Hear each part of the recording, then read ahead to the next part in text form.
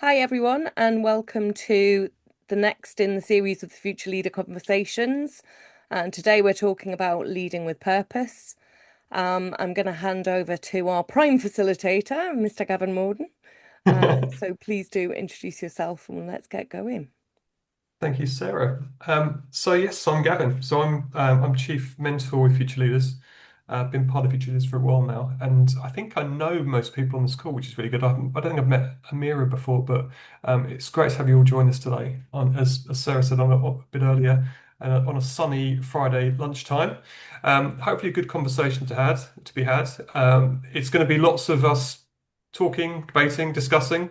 So I welcome your inputs, welcome your involvement, and we'll go through hopefully some really interesting questions. We've had some really good discussions to date, which you can also see on YouTube as well. So hopefully, and I'm sure it will be a very, very lively debate and discussion today. Okay, so we're talking about leading with purpose, and um, as a mentoring organization, working with people who want to move into to leadership roles is really, really important to us, hence the name for Future Leaders. That's what we're working towards to develop the leaders of tomorrow.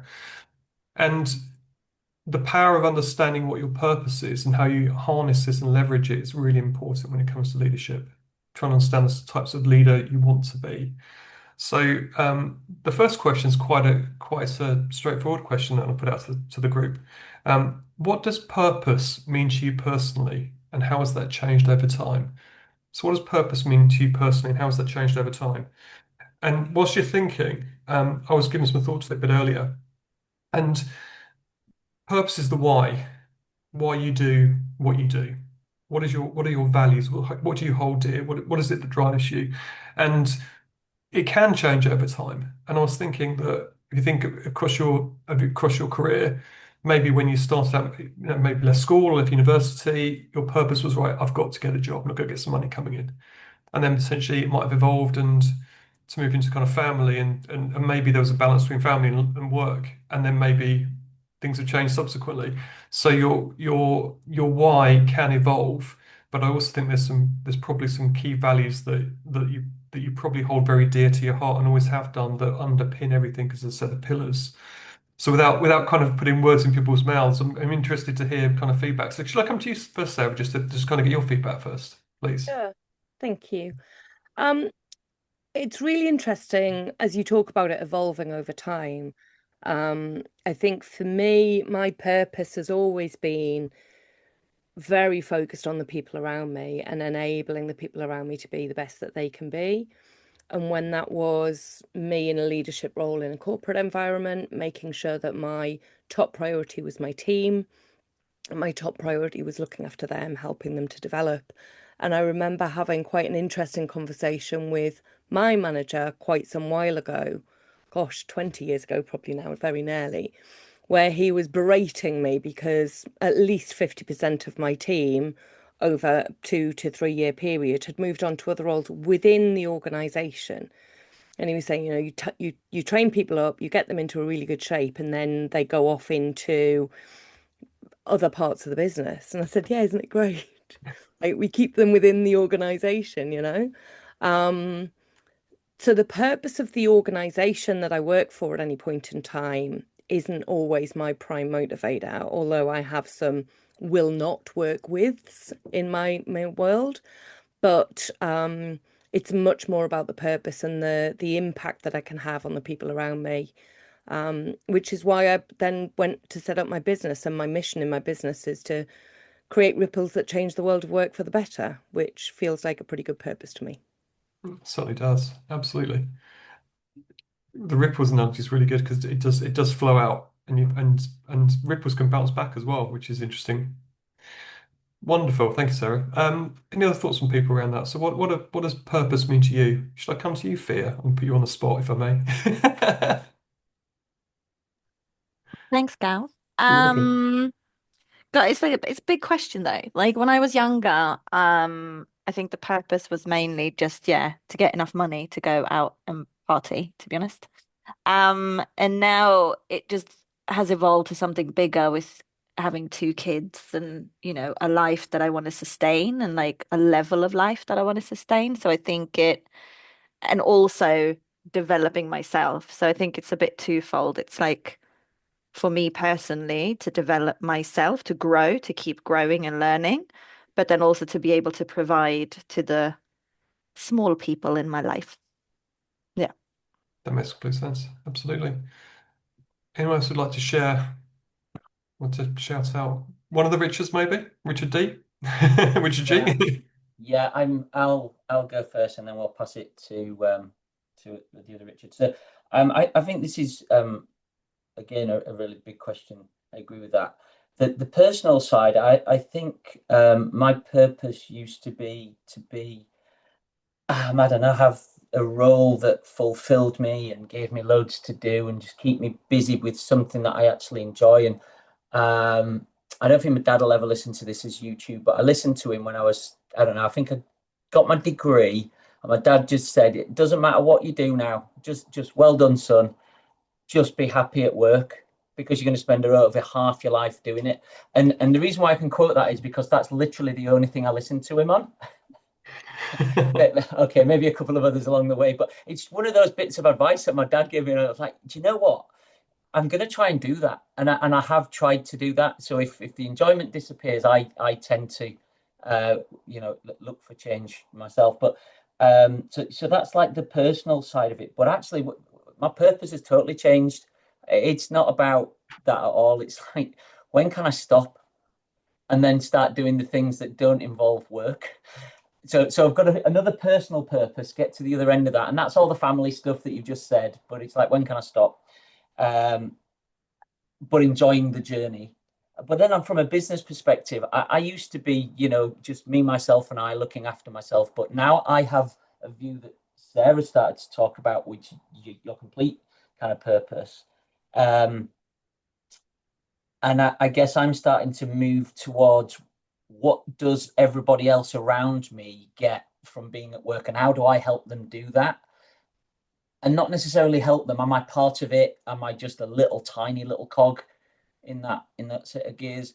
But it's just being part of that business problem that is everyone else is there to do that same common goal.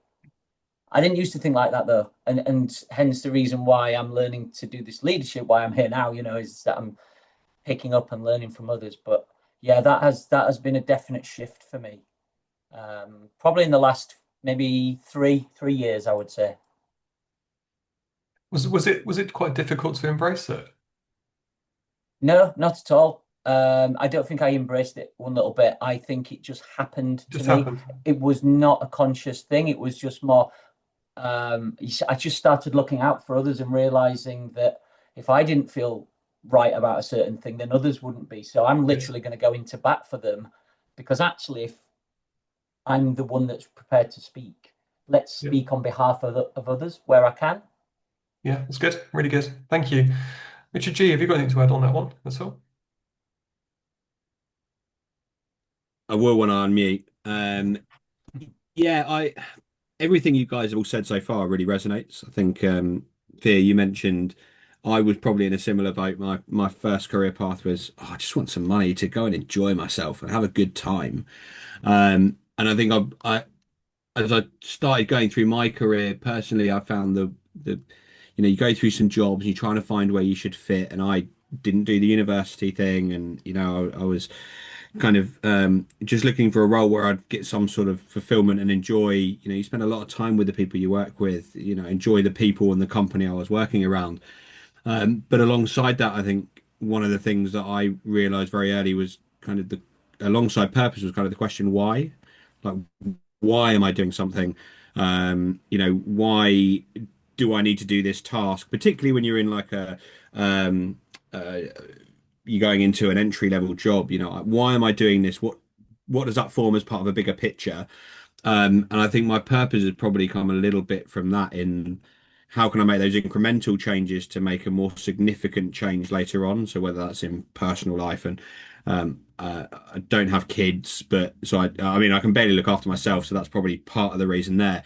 But just, why am I on this trajectory? Where can I take it? Why am I doing this task? And actually that feeds really into the questions of why does someone feel that way, or why do other people in the team? And to Richard's point, sometimes you have to go into bat because if I'm feeling that way about a particular purpose or a process, there's probably other people in the team that are feeling that way as well. So yeah, why is probably I've probably changed the purpose into the why is that the purpose? Why do I get there? And that's kind of how my thought process with purpose has probably developed over time. Brilliant. That's great. Amira, we can't see you on camera, but can I come to you? If you've got any comments you'd like to add? Yeah,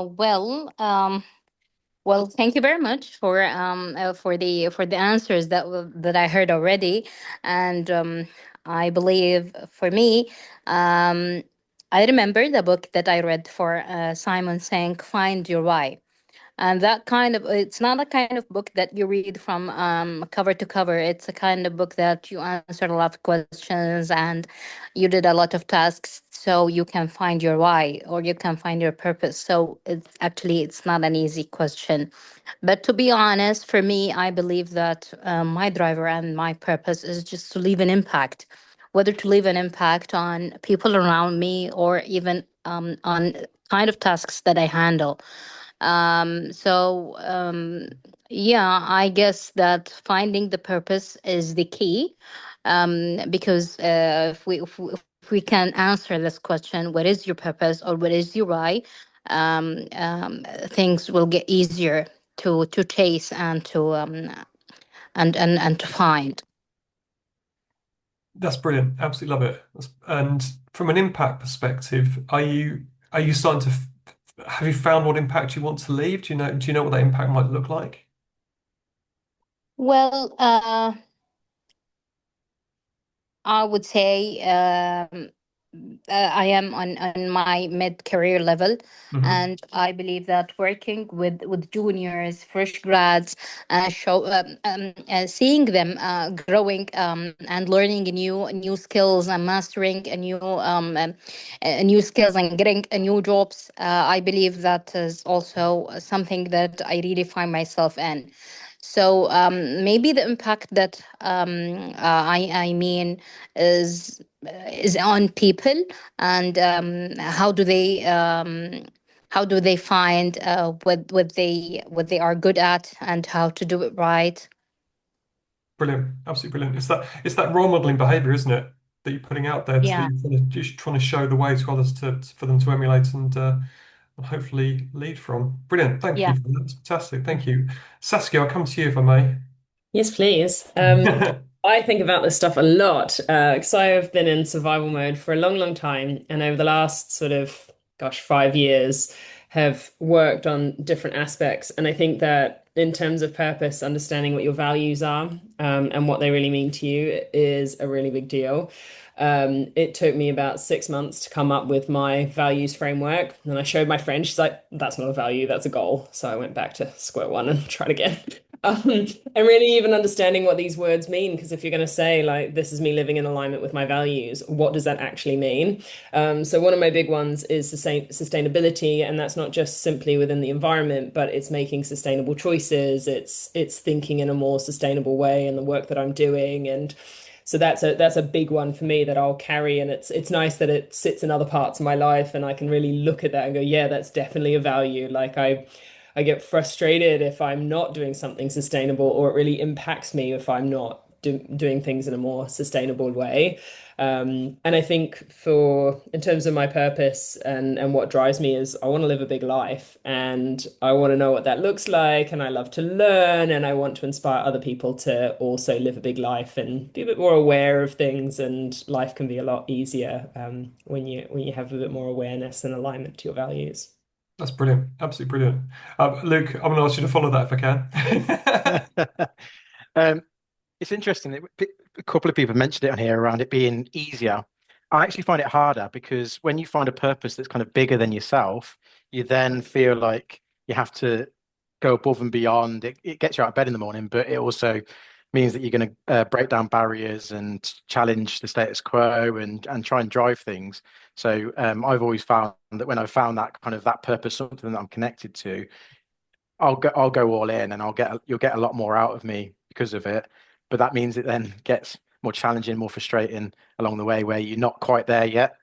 And another bit about around purpose, I think, is that you have your own individual purpose and it's very personal to you, but then as a collective, you have a shared purpose as well. And when you can have that, it creates a real gravity that brings everyone together with those shared goals, and we're all going to go through this together. And it's really powerful when that happens. I completely agree. And I think it probably leads on to the next question I want to share around moments in your career where you felt most aligned to your purpose. So is there a time, Luke, when during your career thinking, actually, there's no congruence there. This is absolutely what I should be doing. Yeah, so like everyone else mentioned on this call, it was very much trying to figure it out as early on in my career. I always described it as a bit of a squiggly career where you kind of do a lot of trial and error, trying to figure out what works for you. And then I found my purpose when I fell into a role of product. I was the first product person as part of a new way of working. And at the time, I felt like I was a bit of a guinea pig. And I remember someone saying to me at the time, "No, no, no, you need to be kinder to yourself. You're a trailblazer." And that made me show up a lot differently. I was instead of a passive part of an experiment, I was Wow. proactive. I was going to go through all the pain so others didn't have to, and that's where I found my purpose as a trailblazer. I was determined that I've seen a better way of working, and I'm going to help us as an organization to get to that better way of working. And that was a brilliant journey that I went on. But then once I got to that point, it was almost a and now what? And I'm not happy with just being that trailblazer and helping people get to that better way of working. Now I want to help other trailblazers. So my purpose has changed to now finding those people who know that there's a better way and are willing and brave enough to go find it. And that's been brilliant for me as a personal journey because I always find that that top-down approach to change and transformation I have a personal opinion that that doesn't work and it should be driven from the bottom up, and that's where the trailblazer angle comes in for me. That's really strong, isn't it? And you're right. Being done to versus being involved in that change is absolutely essential. It really is, really is, particularly in the product area, without a doubt. Yeah. I'm wondering. I want to come back to Fear, if I may, because Fear and I know each other from old. Fear has been through quite a journey the last year, and you did something which was you kind of had a career alongside your career, didn't you, for a little while? Do you want to explain a bit more on that and how that kind of played into your purpose? Because I think this is really powerful. Yeah, I mean, yeah, I'm honestly like it's even bleached now with the sun, but like I'm sitting here with like, I don't know, I can't see myself on the screen, so I don't know if this is showing. But my values that I did early on in that journey. I think actually after our conversation, Gav. So what I did, so sorry, I digress, but I yeah, lots of stuff happened last year in 2024. Early on in the year, I lost my job, and then a couple of months later, I lost my mom, and two insanely life-changing experiences that happened at the same time, right? So I felt that I didn't really have a choice. I had to work on myself and I had to really like get going with this. I couldn't because the other what I really if I would have surrendered to my inner thoughts and emotions at the time, I probably would still be in bed. And I can't do that with two young, well, I shouldn't, have done that anyways, but with two young children, that's not great, right? So yeah, so I started looking for community. I started posting on LinkedIn quite a lot. I started coffee meetups for people who were experiencing similar situations, not necessarily with loss of a loved one, but more the loss of work for whatever reason, and built a community around that. Got then invited to an existing community for job seekers, and I then started a podcast around it, where I interviewed Gav, amongst other people. Happy to share the episode if anyone wants. And yeah, I don't really know which part of it you want me to draw out on, but I, it, I guess the yeah, thing for me is that you found purpose in a career that you didn't. It was a career alongside your career that you yeah, were doing something altruistic, yeah, but it was really aligned with what you thought was the right thing. And it really when I worked with you and got to know you, it really resonated with me because it's the reason why I became a redundancy coach, because I've been through redundancy. Yeah. What you were doing was doing something very similar, but Yeah. it wasn't just for you, it was about doing something with purpose for others, Oh, which really, absolutely. really resonated with me.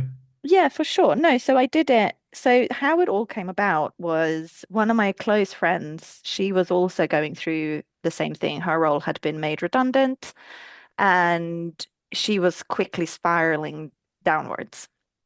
She was stressing out. She's a single mother. Like all of these intrusive thoughts came just rushing through her, and she was, yeah, going quickly down. She's all right. Nothing sad happened. She's absolutely fine, and she also has a very well-paid job at the time at the moment. She quickly got a new job, but I just saw that, and I didn't really know what to do. I would try to be her cheerleader, and then I just kept seeing these posts on LinkedIn constantly. So I was like, right, something has to be done. So I did a video that I put up on LinkedIn and I called out for people who were in the similar situation and just to meet up for a coffee. And it was a really good response. And it was, from a selfish point of view, it was a project for me to do so that I could focus on something else than just apply for jobs 24/7 and feel guilt that I didn't have a job. Um, but absolutely the purpose of helping and supporting other people who were going through the same, and also the building of community, which I spoke to someone about recently, that's always been something that I've done throughout my life. I've I pull people together and I like to connect dots and see where there are connections and like, right, okay, so oh, you mentioned this. Actually, I know someone who's working with this. Why don't I connect you? Or, oh, you like musicals as well. This person is going to this. Have you seen, So I've always done that. And this was a part of it. And to do it in a situation that I was in myself, of course. So it was a selfish driver, I'm not going to lie, but it was also definitely to help others. And I've gotten so much feedback from the coffee meetups, and I'm still doing them, even though So I'm in a doing them, job. yeah, absolutely. Yeah, I'm still And I doing think, them and I think once a quarter. that's what really stands out for me is that it wasn't a case of that when you found a job, it's like everything else got dropped. It's like, No. no, I've done this for the right reasons. So you're Mm. right, you get the halo effect yourself, which is, you're doing it because you needed that contact and connection, but you just haven't just gone, all right, I'm done with that now. On to the No, next thing. no, Is no, no, no, no. I that's the approach. can't. So Yeah, absolutely. Sarah, no. can I get this, Sarah? What are your thoughts on that? What are your reflections of what Fierce just said? And you're sorry, you're mute. Well, that was a rookie error, wasn't it? Um, it resonates so strongly in many ways, and what you've done there, Fia, is quite incredible. But I think so many times when we can bring lived experience as well as expertise together with the things that light us up, it creates this energy which is incredible. So, I recognized with my career that I was spending too much time in the boardroom talking about strategy and not enough time with people any longer. I wasn't doing that development piece. And looking around through my career, realizing how many frankly awful workplaces that I'd been with atrocious managers. I don't necessarily like using the word superpower or toxic, but I do seem to end up using both words quite regularly. My superpower was acting as, I think I used the phrase last time we talked as well, acting as a shit umbrella. My team were underneath the canopy.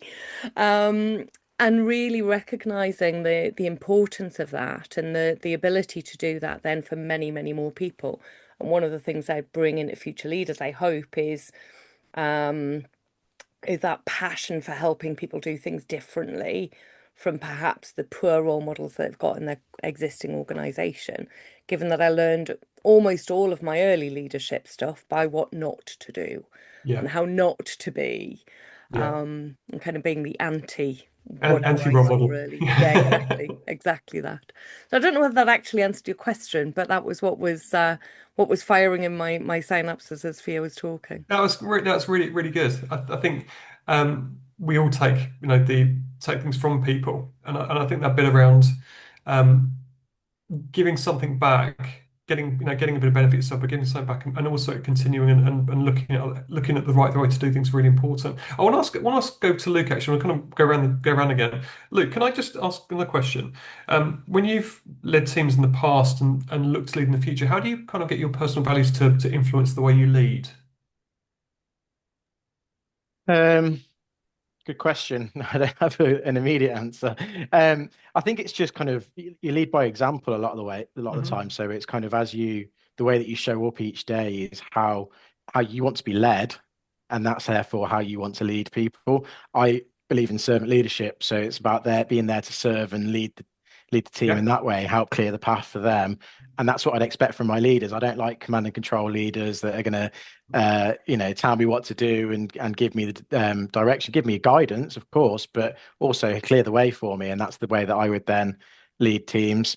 I've learned the hard way as well. So I've in the past took a one size fits all approach to leadership. So people in my team kind of treat illness as a blanket thing, and I realized actually that doesn't get the best out of people. The high performers then get frustrated, the low performers stay as low performers, and actually I'd learned that you have to take a very individual personalized approach to how you lead your team.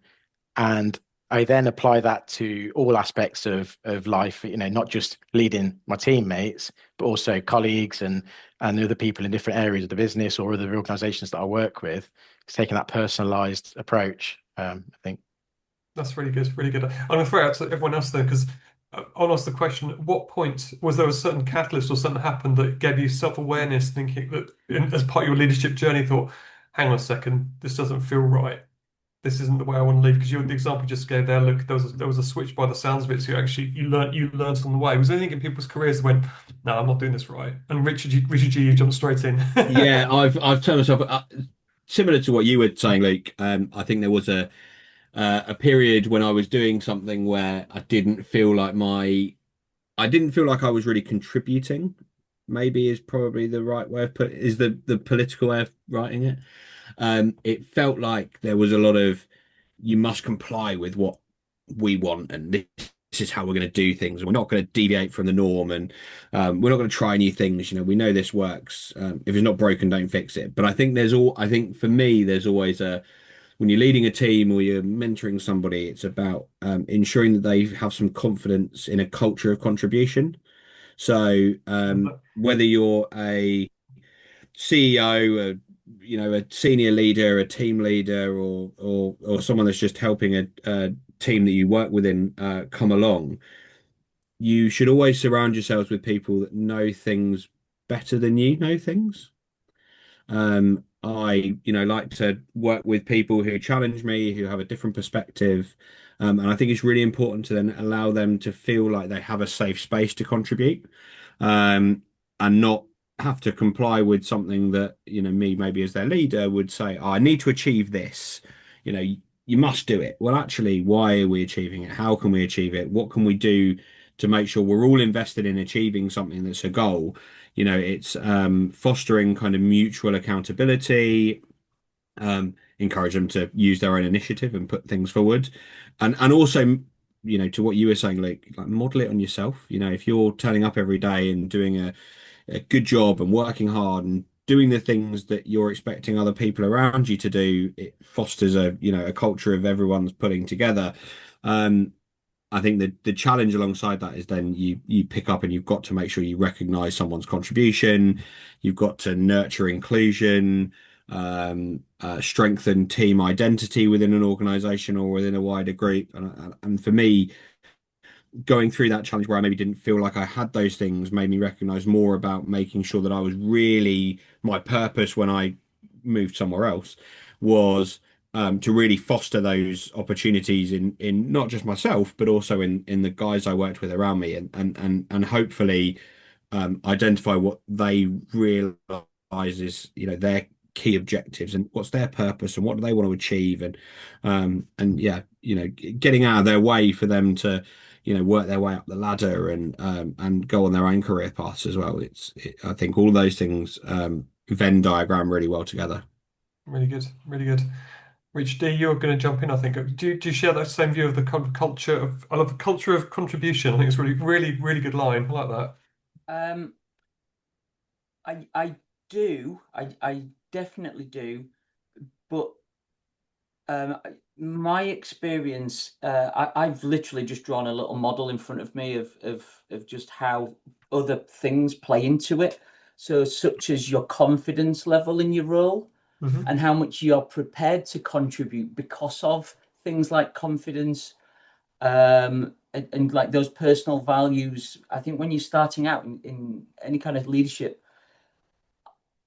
there's an element of there's the imposter syndrome and all that good stuff that we're all aware of. But quite simply, we sometimes just don't know what an advanced state of leadership might look like. So you start with the early stages, which might be, I don't know how to lead everybody, so I'll take that broad brush approach to everyone. And then Luke really eloquently described it, and it's like, yeah, okay, okay. I'm not leading because of others. I need to lead because of me and my style.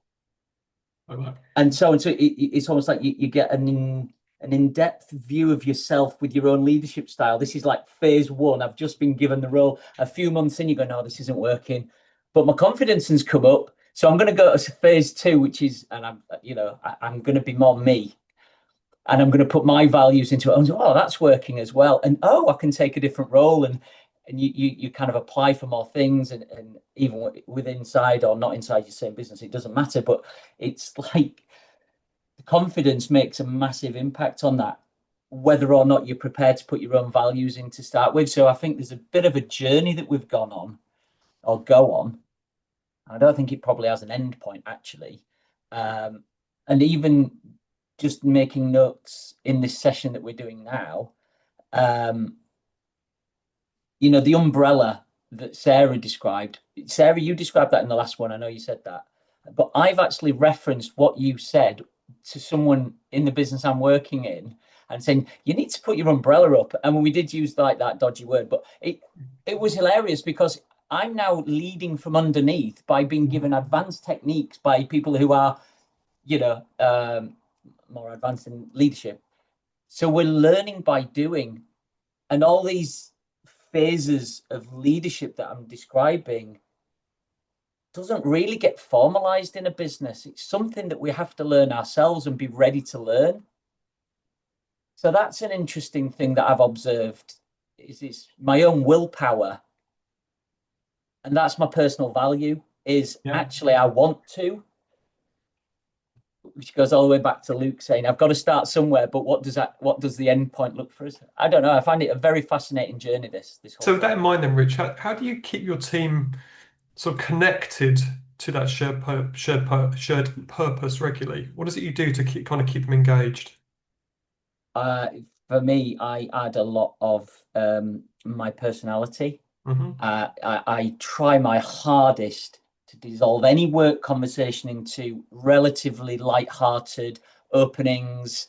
I close with light-hearted, closings. Just I don't want people to be. I'm not some kind of strict thing. So I try to top and tail. You're familiar with the human business model? I learned that once, and you start in the human and drop into business, and then human again, and so on.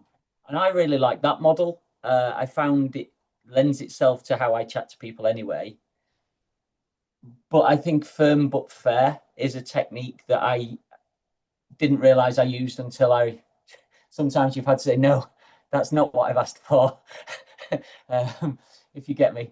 So I don't know. I'm just guess I'm trying to play back some non-formal learning out live on a webinar here, um, where I just use my personality to try and drive the good nature of people around me.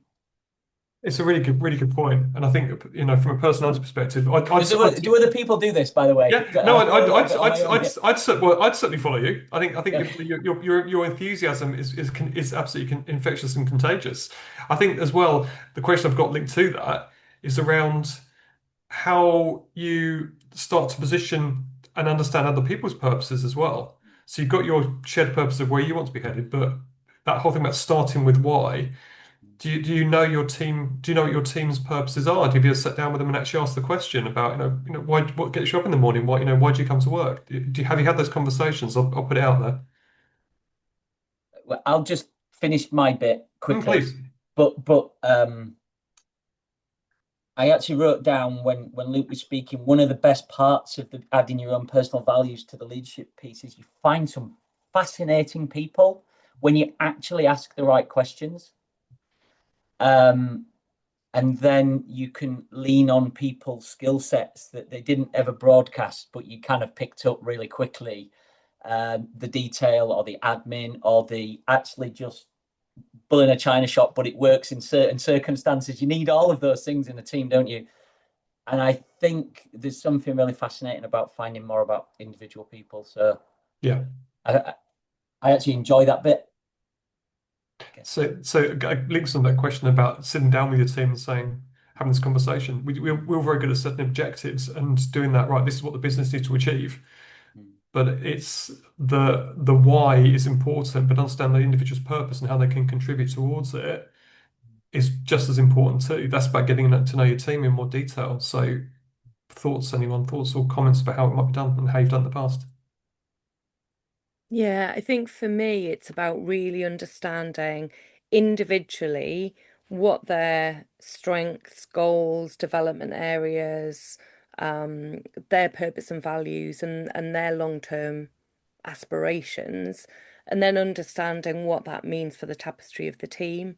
It can be incredibly easy to fall into the trap of recruiting quite a one or two dimensional team if you're not very planful around it. So by understanding everyone's purpose, everyone's strengths, you can then really think about what are we missing? What are the gaps? How do we make this a richer tapestry to that point? So that we've got some diversity of thought and diversity of perspectives and diversity of purpose, as long as people are not pulling in opposite directions, obviously, but really being mindful about that aspect of it. So it's not only understanding as a team, but as individuals within the system of the team, if that makes sense. It does. It does. Any other Like thoughts, to add Saskia? to that, because I think that I found it really interesting getting to know individuals on my team and seeing how they tick. And whilst I might want to put myself forward for an initiative, going, well, actually, like this person's super interested in this topic, and so why not let them shine? Whereas there might be another opportunity for me to do something different where I'm going to really, really enjoy some aspects I'm going to sort of struggle with that task or that task force and things. So why not let them have an opportunity to shine where they don't normally put themselves forward? So I would always sort of, encourage others to put yourself out there, go and give it a go. You'd be really great. Remember, and linking it to something that I've seen them do as to why I think that they would be good at it, not just sort of saying, "Oh, put yourself forward" with no substance behind it. It's linking it to something so they can go, "Oh, wow, I actually feel seen here. You value the work that I'm doing." Yeah. That's very good. Yeah, feel seen's the right way to be, isn't it? I was just thinking, I'd be really interested. I don't know the answer to this, but it'd be really interesting to know how much more productive people are on a job when they are following leading with purpose and following it links to their purpose and their Oh, values. 100%. Because once you tap into that, I'm sure there's a quantifiable figure somewhere, but I've never seen it. But whether it's 50%, I don't know, but it could be up. It could be any figure. But there's such a link there, isn't there? Yeah. It's Yeah, sorry, go on, Richard. Tim. No, you go if you like. It's not exactly the same, but there was a piece of research done by Forbes, I can't remember, like 4 or 5 years ago, maybe. And they looked at organizations with very high employee engagement. So it's not quite the same stat, but employee engagement was very high. And in terms of their profitability, nothing else, simply profitability, they outperformed their competitors by 147%. Wow. So when businesses are, we've not got the time or the resources for all of this, soft and fluffy stuff. Well, actually, here's some solid proof that it impacts the bottom line. So it's actually about finance, not the soft and fluffies after all. And to add to that, and I think Saskia, you raised a really good point about like getting to know your team and the people around you and what their strengths are. I think when you're one of the things I felt like I learned quite early on. I probably didn't implement it that well that early on, but one of my mentors when I was going through the early part of my career said during a one-to-one, I'm going to listen to you 80% of the time, and I'm only going to talk 20% of the time. And I was like, actually, it's it, with it didn't probably need to set it quite like that. And it was probably because I was a bit introverted and didn't want to speak that much that he was like, I'm trying to encourage you to like just brain dump on me. That principle is such an important value, and whether that's your, having a one-on-one conversation with somebody or whether you're part of a wider team, putting in your 20% when it's really, really valuable and listening to the other people in the room is such a big thing. And I've always felt like there's too many managers out there or organizations out there that don't take that time to really listen to their teams. And that, it doesn't mean, from my perspective, and I've got a team that I look after within the organization I work for. It's not about changing my principles or changing the scope of a project, but it's about adapting the strategy to utilize those team in the way that they want to be utilized. And to Saskia's point, you might earmark somebody as like they'd be really good, but they just don't want to push themselves forward. But actually, when you're listening to the group, they're almost being cultivated to be put forward by their peers for an opportunity because they recognize that they're going to be really passionate about it and they're going to, bring a, significant thought process to it because they've just got the right skill set. And that team that have supported them know that when, it's their opportunity to be put forward for a different task and to cultivate what they are really interested in, everyone just works together and it's a really nice way of a team going from kind of just doing to really performing at what they want to achieve. Yeah, just wanted to throw that in. I thought your point, Saskia, was really, really powerful for me. I think that co-creation is so key. So co-creating the purpose and the vision of the team, and then co-creating the path and how you're going to get there as well, so that you can leverage those different strengths and passions of people. But also, I think you start to come up with more innovative solutions. I see it with teams where instead of giving them a pre-prescribed solution and then chase them on, have you done it yet? Instead, set them the direction of, we want to achieve X and then let them figure out how they're going to achieve it and use that collective strengths and the different diversity in the team to get there. It's so powerful. Linked to that, then, and you're right. The question I've got is, how does it then make, what makes it hard to lead with purpose within particular organizations? What are the blockers there that stop you being true to yourself potentially? I think a big one is the culture in the organization. So psychological safety is such a big factor in how we all show up and how much we're willing to put forward our opinions and be able to show up as our authentic selves. And when that psychological safety isn't there, it's hard to then show your purpose and your values and do the right thing. And sometimes people then shrink into their shell and kind of almost be complicit and just kind of, I will just follow the direction because I don't feel safe to step out of line. And even Yeah. if that's then not in line with my purpose, I feel safer to do that. Whereas if you create that environment where people do feel safe and they can experiment and it's safe to fail, safe to learn, that's when they can start to show up as themselves and bring that purpose through. Yeah, I know this is one of Sarah's favorite topics, always. That was me thinking I was going to get to the end of one of these without using those words. It's normally me. And you described it so beautifully there, Luke. You really did. Um, when you're having to walk around with your shit umbrella on a daily basis because of the lack of psychological safety, it's incredibly hard to foster that for your team while you're batting away the politics and the idiocy from, whatever else is going on within an organization. It makes it incredibly hard to stand tall in your purpose for sure. Well, at 5'1", I never stand tall, but at least stand tall in my purpose. I love that. One of the things, and I've always found it a challenge for me within that approach to kind of fostering purpose and building teams. But particularly when you get new members of teams come in and they're obviously very, very passionate and they're full of enthusiasm. Um, One of the biggest challenges I've always had is without kind of holding that passion down, giving them a balance for being pragmatic with what they're trying to take on, and and scoping those kind of things through. Because for me, purpose isn't like blind idealism to like reaching a goal. It's about kind of navigating um, your way to that purpose without losing sight of it. So if you come off the rails a bit, get yourself back on, focus to move in the right direction.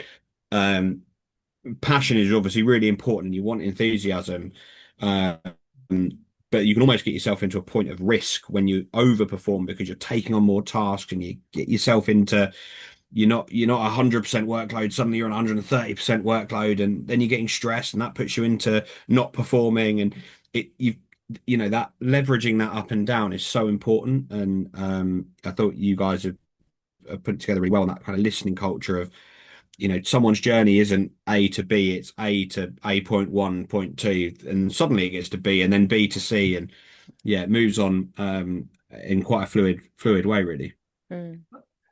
And building on that, Richard, I love it. It's also understanding that what somebody's 100% is today is going to look different day to day as well. It depends on so many things. And you can do that 130% for a short period of time, but it's not sustainable. But actually, if you've got neurodivergence or illness or family situations to juggle as well, you're giving 110 or 130% a day, but it might look completely different from one day to the next. And with the psychological safety that Luke described beautifully, you can have those conversations in the team and you can flex and balance and make sure that someone doesn't take on too much if they're likely to. But without those conversations and safety, you end up with somebody who's keen as mustard, who drives themselves off a cliff pretty quickly. Thank you.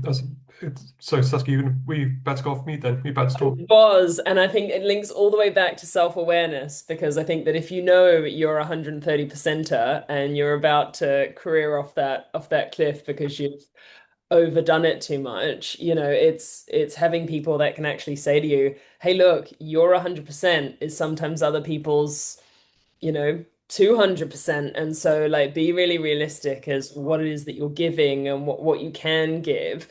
Because you'll either swiftly end up in burnout or you'll be disenfranchised. You won't enjoy what you're doing anymore because you've gone sort of full pelt.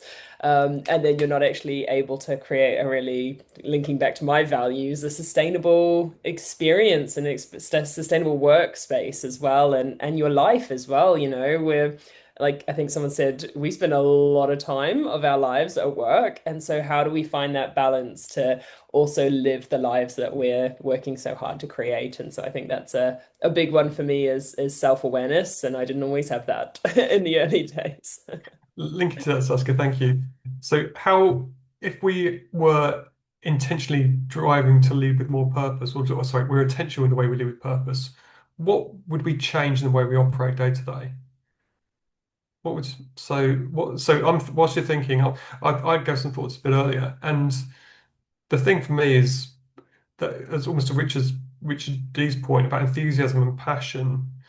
That's really important to me. So just being, because you're always on show as a leader, and you're always available, and I'm not saying playing a part, but you're always the people are watching. Okay, you're almost performing in some respects. Being turning it with a smile, okay, being genuine, being authentic, and I think this analogy we've talked about the umbrella is really important. It's about providing that protectionism when you need to others is really key. I know we've all probably worked with some leaders who've been quite happy about throwing people under buses before because it's all about them. I'm pleased to say that no one on this call comes across that way at all, which is fantastic. So it feels like there's one big umbrella we're all holding together, which is great. So that definitely feels like the analogy of today. So what are people's thoughts? If you're setting up with and intentionally acting with purpose, what sort of things would you change day to day or focus on, should we say, day to day? Well, one thing I like to think about is I'm quite a reflective person, so I'm always kind of self-reflective, either in the moment or shortly after, or at the end of each day. But one thing to think about is how I've acted and the things that I've been doing. Are they a vote for or a vote against my purpose? So it's almost kind of like a tick or a cross of kind That's of good. what I did today or what I did in the last hour, was that a vote for my purpose or against it? And then trying to then self-correct along the way when you think about it that way. That's really interesting. It's very, very quantifiable in that respect. Yeah, it's that thing where if your purpose is very ingrained because it should be your purpose, you'll feel it in your gut that actually it goes against. It's my belief that it goes against what I truly believe and what I feel is the right thing to do. Because that's got to be sort of part of your core, hasn't it? Really, right? What about someone else? I'll go to Fia. What would you change and what would you focus upon if you were to drive your purpose in an organization? Um, oh, yeah. I've tried to think about it. It's such, I don't know, like what would I change? Intentionally leading with purpose in the organization I am today, and what I would change in my daily, like in my daily habits, you mean? Like in my Yeah, daily, it was, just going about. how would you almost be that best version of yourself to demonstrate your purpose when you're more openly, I guess. Yeah, it's a really good, how would I do it? Like, I don't know. I would still just be myself, but I think I mean, I can't help but be myself. I think I have some kind of neurodiverse thing where I don't really have a filter, so I can't hide myself, which I've learned to like. It's been difficult throughout my life, but I am embracing it. So I would probably just do that more. And I loved Richard G. You mentioned in terms of how you always ask why, which is also something I do, and I do. I think I probably need to do that a bit more because I used to do it all the time when I was younger, and I just came in and like, oh, okay, why are we doing this? And it came from a genuine curiosity and to learn and to understand and to lay kind of the land out for myself and so on. And then throughout my career, because of not so great leadership, that has been kind of put down. That's something that's coming back, and I think that's something that I would just continue doing and doing more. Like, oh, okay, that's interesting, but why? Yes, Um, yeah. So yes, that's the question why. Yeah, so the to ask curiosity thing. why and Brilliant. understand the why but behind things and yeah. Brilliant. Love it. It's great. Well, look, I can't believe it's almost 1 o'clock. We've been going for 57 minutes now. So I'm going to do a quick wrap up now. So I'd ask if you would kindly give me maybe one thought or takeaway or reflection from the session today that around leading with purpose. What is something that's really resonated with you? Can I go to actually talk Sarah, should I go to you first while everyone has a think? Sure. I think this is almost ironic, given my passion for psychological safety. But I don't think until Luke mentioned it the way that he did, that I genuinely made that connection between the need for psychological safety to be able to truly lead with purpose and enable your team to align with their own purpose. Because if you're having to be something different to exist within a system, it's virtually impossible, therefore, to be aligned with your purpose. And I don't think I'd quite made that connection. So this afternoon, I'm going to spend some time journaling into that because I'm fascinated by that connection and what that means. Brilliant. So Thanks, that's for Sarah. me. Now, Richard G, I know you need to jump off, so I'll come to you quickly now. Thank you. Yeah, no, no. I'll very whistle stop. I thought what Luke said about being reflective about was the last hour, towards my purpose, was the last day towards my purpose, the week towards my purpose. I probably have never really taken stock of, for me and also for my team. I think there'd be a really valuable way of seeing how the guys that are around me feel like they've achieved for what they want to achieve during a week or during a day or during a process. Um, and I'll probably learn that I'm not doing it as often as I'd like, which is probably a bit disheartening, but gives me then room to improve, right? So I think that's a really great way of just, I think we put some really good ideas forward today. It's a good way of taking stock that I'm achieving what I want to achieve within what I'm doing. Brilliant. Thank you. Luke. Thank you. I'm going to jump off, guys. Thank you very much. Thanks, Sorry. Rich. Thank Thanks, you. guys. Bye Thanks for bye. your time. Gracias. I think part of it was right at the very start where people were talking about their different purposes, I think it was one of my things was thinking about actually I hadn't thought enough about what that means for my family and the life that I want to live and like the life that I imagine.